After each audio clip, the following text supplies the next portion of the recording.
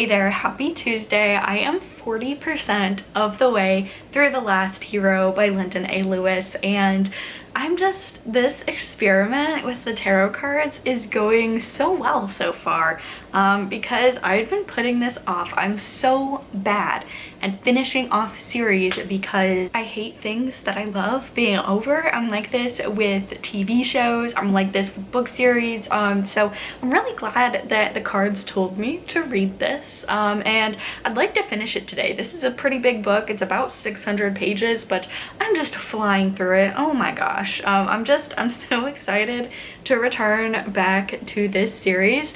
I really love it. I know the first sister got a lot of hype. I think it released around 2020, I want to say, and then I feel like I didn't see as many people talking about the second Rebel, which is the second book in the series. So definitely, if you are a fan of science fiction, like space opera-y sort of stories, or if you are looking for like a series that I feel is a good introduction into like science fiction like series, the first book was definitely like The Handmaid's Tale. I think meets Red Rising was the comp titles. I've never read Red Rising, so I don't know, but definitely like The Handmaid's Tale in space in like the future definitely was like a big driving force, like thematic of the first book. It goes off into such a bigger scope from the second and now third installation. So if you're interested in that, I mean, the themes are still there, but the first book definitely feels like the main point of view that you follow. It's very much like a Handmaid's Tale in space. For the entire series, I would say if you, again, you know, Handmaid's Tale, if you like stories that feature a lot of political drama and like political uprisings, that plus like a grim dark Star Wars, if you like those things, this series is awesome. The characters are just like so wonderful. I think the second book was hardest for me because that first book you only followed two characters primarily, and then the second book introduced so many more points of view, which was hard for me to get used to at first because I really loved the characters from the first book, and just the characters are so fleshed out. Some of them are on the same side, some of them like are on different sides but should be on the same side. Like just they have a lot of them are in even like different factions at the same side. Just interesting seeing so many different groups and their approaches to peace, war, how to gain autonomy, just like different approaches to that. Very fascinating stuff. And yeah, I'm 40% of the way through this one and I am just flying through it. Last night my partner was playing Skyrim and I just sat down and breezed through this for about like 2 hours and didn't really notice that much time had passed because I am so invested and I'm equally invested in every storyline pretty much. So yeah, I'm super enjoying this, and hopefully, I say hopefully, I mean, I guess I don't want to rush through it too fast, but at the same time, like this is like the big finale. Things are happening. I'm very much looking forward to concluding this series. I really enjoy it and I'm glad that so far the cards have kind of forced my hand in picking it up and not procrastinating it any longer, because who knows how long I would have put it off. But I'm really glad that I'm reading it and it's turned out to be like a great first book to start this week off with. So enjoying this, and I'm gonna get back to work, and then, you know, tonight I'll probably do some more reading, hopefully finish it up, because I could see myself, like the ending of the second one was insane. The last 100 or so pages, so action-packed. I'm wondering if it'll be the same in this one, so we'll see. I might finish it tonight, I might finish it tomorrow morning, but that is my update. I will update you all tomorrow with, you know, either some more updates on this, well, definitely some more updates on this, and maybe pulling a second tarot card for the second book in this vlog. So I'll talk to y'all tomorrow.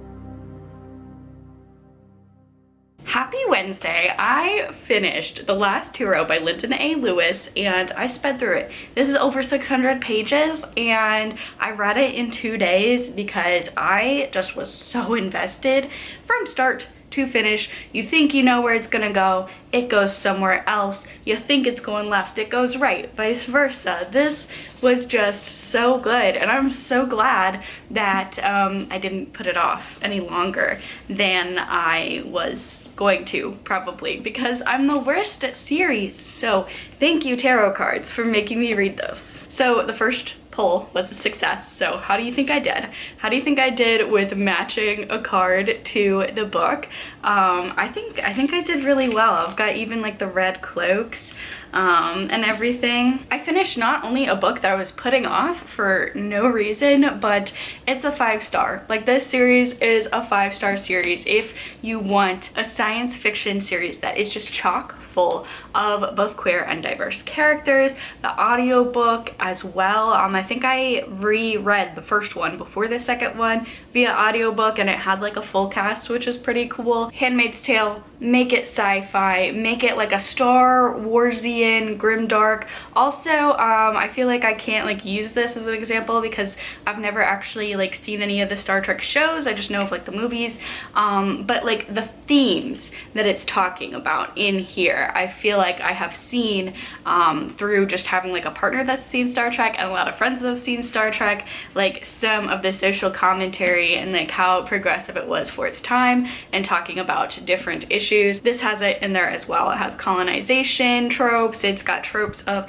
you know, technology, AI. How far are we going to let that go? How far have we already gone? Going to new planets and taking their resources, aliens and humans, and the potential for that, for humans to make other species even more disenfranchised than the people that we disenfranchise now, like making new rungs for that in discovering alien species, talking about genetics, gene assisting, being at one with yourself and owning your body, whether that be being comfortable in the body you're born in, whether that being, oh my gosh, sorry if you can hear that squeaky toy, but being comfortable in your body, being like in control of your own voice, your own body, your own autonomy, all of those excellently broadcast in this series. I absolutely loved it. Can't say enough good things about it. I loved this trilogy. This book was awesome, and I'm so glad that I read it. So we're off to a really good start. I'm going to go ahead and pull another card, and this one I am leaving out. I will be leaving out all the cards that I've already pulled, just for some variety of pulls. So just letting everyone know that. We're gonna keep that to the side, and we're gonna go pull another card. Okay, same as before, same as with my other tarot pulls. I'm just, you know, waiting for one to jump out. I'm waiting for one to just kind of call to me. We're just kind of going through these just a little bit fast until I feel one that oh, that one leapt out. So that's the one that we're gonna do. Okay, wow. Gonna grab that. Oh my gosh. Okay, so this is the card we got, the Death card, which actually, you know, is not as scary as it seems. Don't worry. Let me rest trying to focus in on it.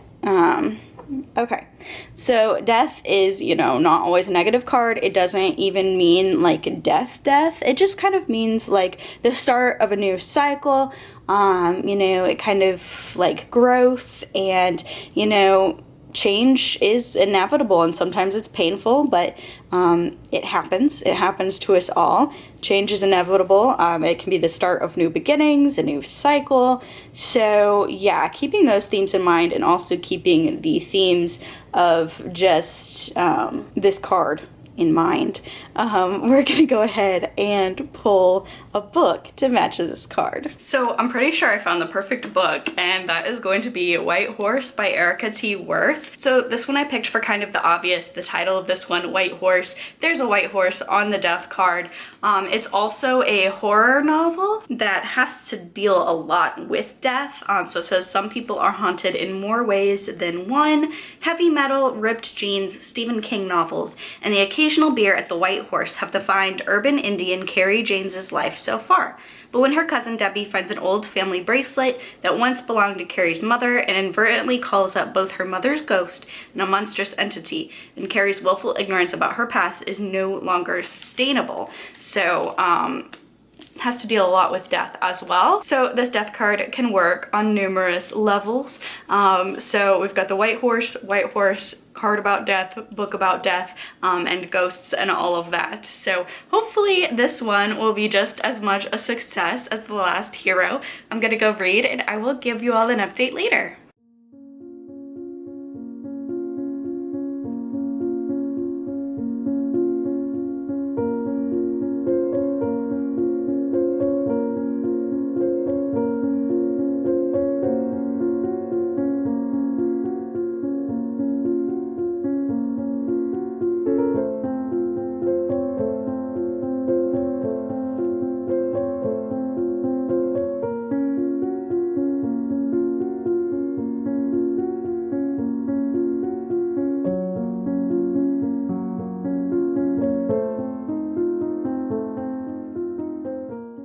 So this is going to be a very short update because yesterday was Thursday.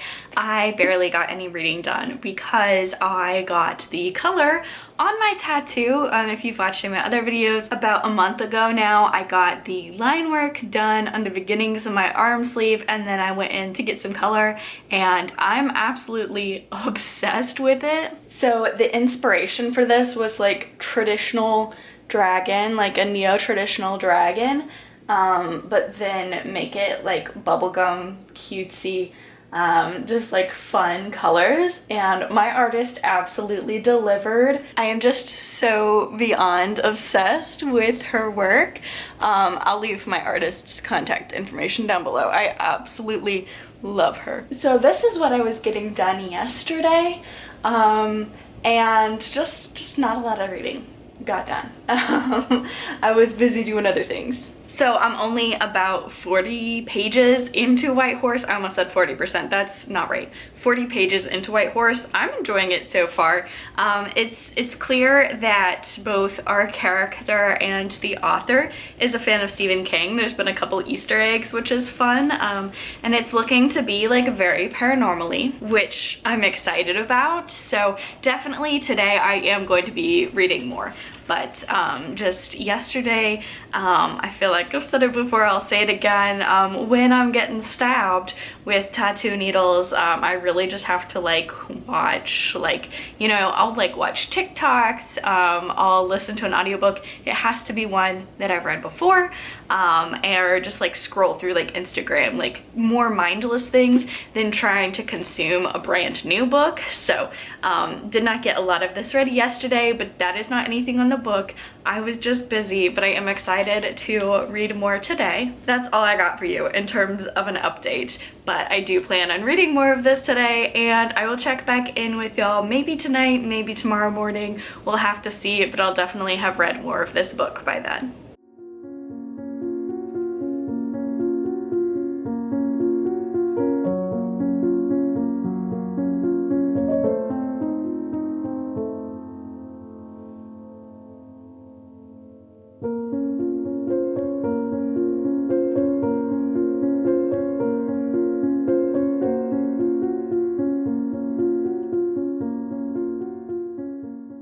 So I finished White Horse by Erika T. Wurth, and I think the moral of this vlog is I need to do some randomized book picking out more often, because I have been meaning to get to this book since since November of last year when it came out. And I just kept, you know, picking up other things, putting this off. The reason why I hadn't picked this up is just because I got a lot of library holds. Really just a case of so many books, so little time, and this just was just never prioritized on a TBR of mine. So I'm glad that I picked it up. In terms of the card, which I don't have, I'm gonna go grab. So in terms of the card, I do feel like I did a good job picking out a card based, or not picking out a card, but picking out a book based on the card, just because, you know, I know Death's Horse, I think Death's Horse is technically the pale horse of the Horsemen of the Apocalypse, but it's white here. I don't know, I can't remember, but there's a white horse on this card. This is called White Horse, which is the name of the bar that Carrie works at. So we have those connections, and then this is also just about Carrie trying to figure out a lot of family secrets. Her mother disappeared, potentially died when she was a young child. No one knows like what happened to her. She was an Indigenous woman that went missing in the 80s, so a very long time ago. Everyone kind of assumes that she is dead because she hasn't appeared. So Carrie finds a bracelet with the help of her cousin that has been in her family for generations. She touches this bracelet, and when she does, she starts seeing things, specifically her dead mother, who seems to want Carrie to solve the mystery of how and why she died, or she went missing, and why she's no longer in Carrie's life. So this one, if you might have guessed from the title of the main character herself is a super big Stephen King fan. I'd say the author is as well, in like a very fun way, because the writing style does not feel like Stephen King. It's not that Erika T. Wurth is trying to copy Stephen King's writing style or anything like that. I don't say that. That's not what I mean by I think she's a big fan of Stephen King, but rather her main character, super huge fan. There is so many Easter eggs hidden throughout this of just like names of people or names of bars, names of just different places that Stephen King fans can see and be like, oh, I know what you did there. And then one of the places that Carrie goes to in this book is the Stanley Hotel, aka the Overlook Hotel, because she does live in Colorado and is a big Stephen King fan and stays in a room at the Stanley, and you get like a delightful chapter that does have purpose other than this, but it also, like, she goes through a ghost tour in the Stanley Hotel, like, you know, which is very much popularized among Stephen King fans and people wanting to take ghost tours there, interact with ghosts,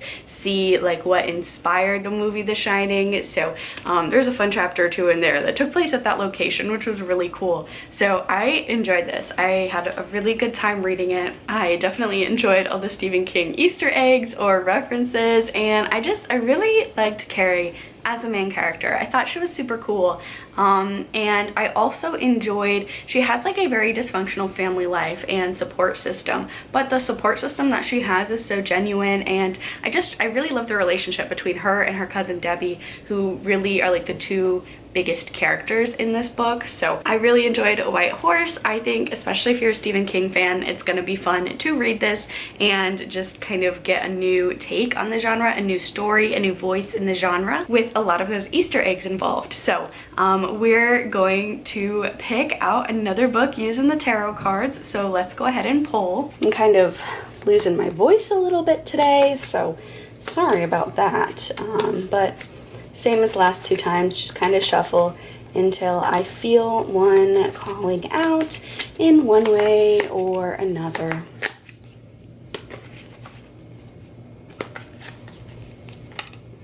Gonna do that one. Okay, moment of truth.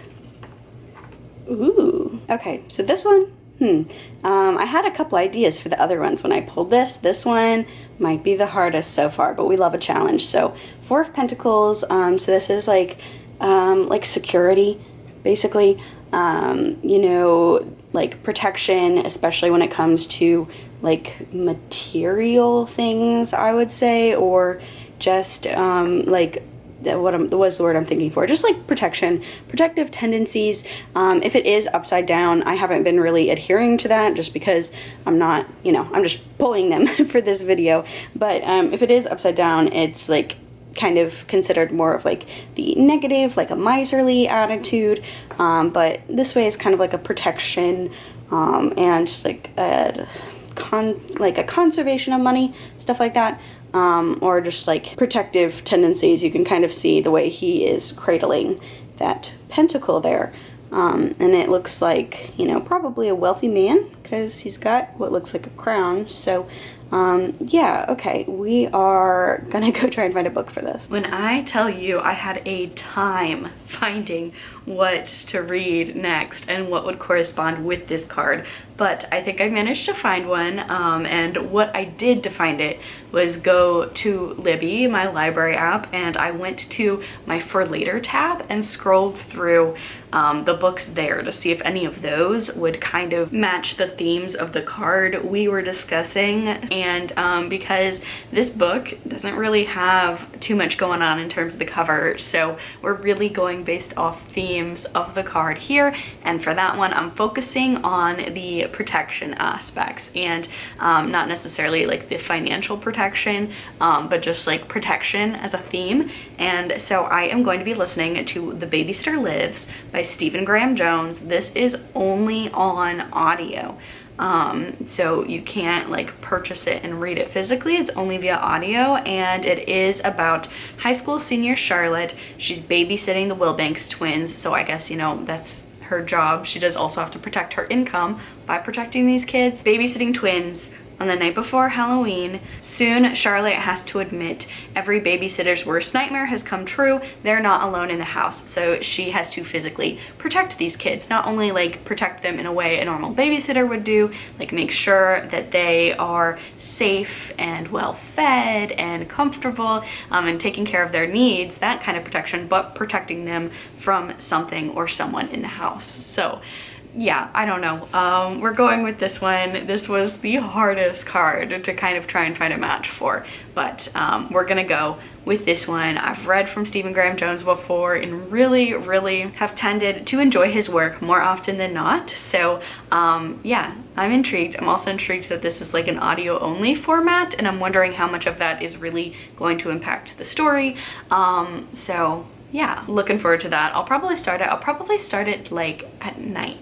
I'm feeling. I think that's the way to go. I think this one is going to be really creepy and eerie to listen to at night. So that is my plan, and I will talk to y'all with another update later.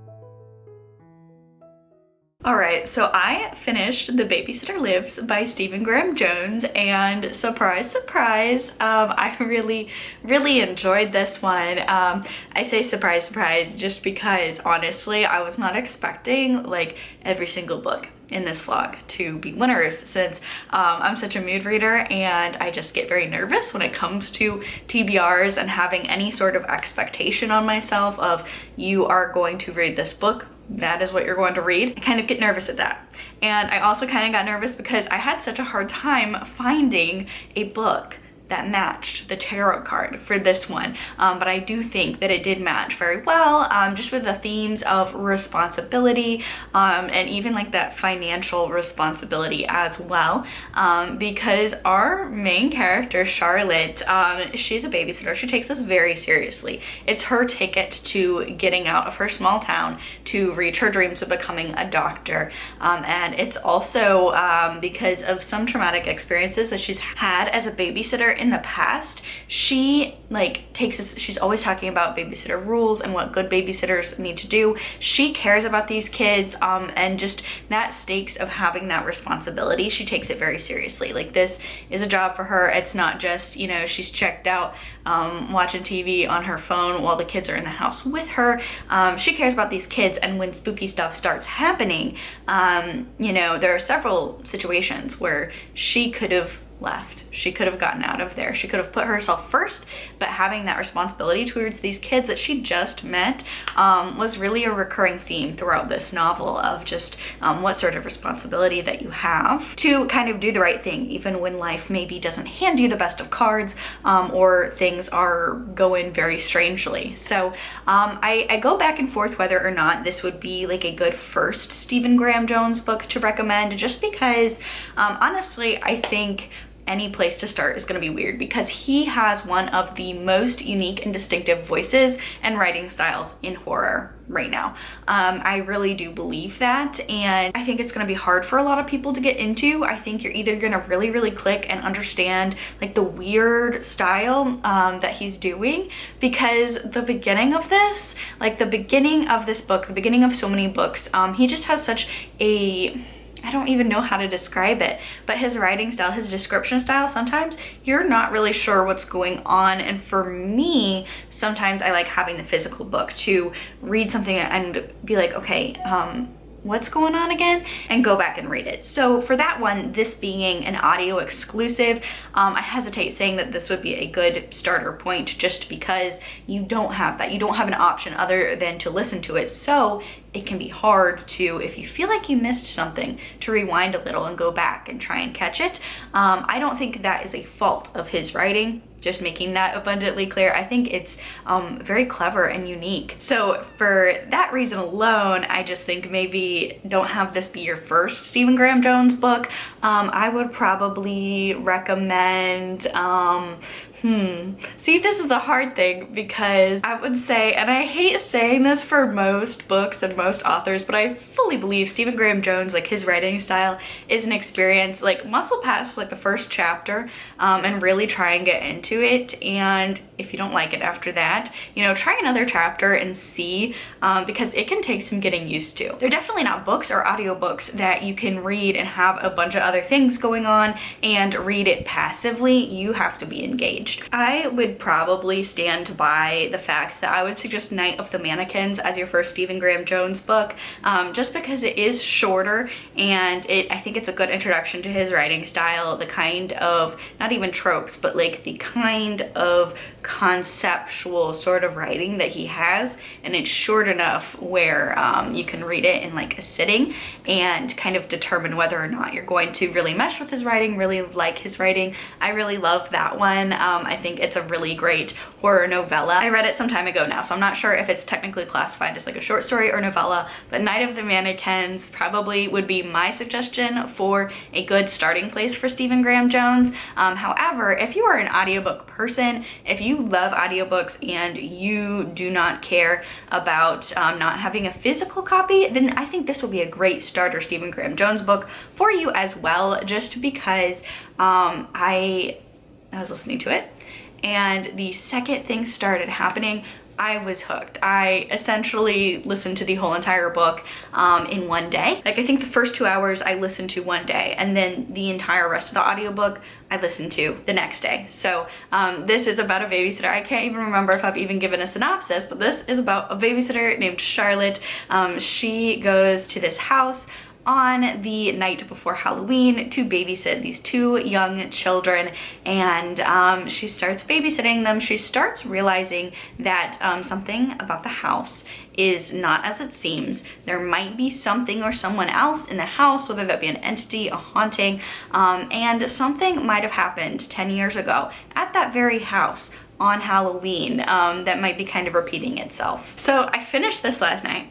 My jaw was on the ground. The ending was crazy. And then I decided to actually like not talk you through another tarot card pull and just pull one. So I did. I have B-roll footage of that you should have just seen before me talking about The Babysitter Lives, because I was in such a reading mood that I wanted to pull another card and get started right away. It's definitely one of those books where you're just in awe of like the worlds and the concepts that writers can create. It's definitely a book, I think, whether you give it 5 stars, whether you give it 2 stars, 3 stars, whatever, you'll be impressed with what's happening there and just appreciate the craft of writing. So I wanted to read another book right away. I pulled a tarot card. However, the tarot card that I pulled is the Four of Wands. And the Four of Wands is a card that I think is going to conclude this video, because this card, whether literally or figuratively, celebrates like the conclusion, the ending, the celebration of something that has come together.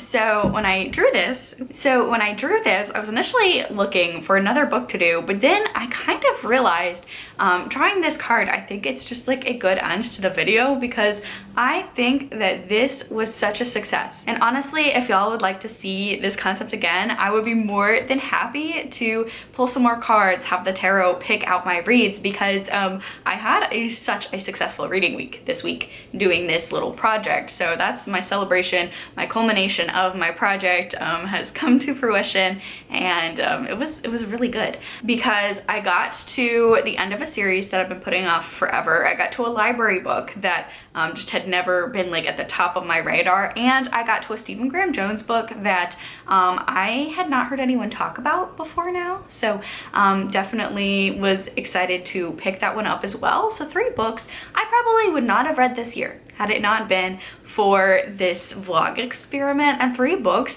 that I all really enjoyed. So I definitely think that this was such a successful conclusion to the vlog. So yeah, tarot card, I'm taking this as a sign that this vlog is done, this kind of project is concluded, and I had so much fun doing it. Read some good books, drew some good cards. If you liked this video, please be sure to give it a like, leave a comment down below, let me know if you'd like to see this video concept again, subscribe to my channel for all the cozy gaming and bookish content. Stay safe, stay spooky, and I will see y'all in the next video. Bye!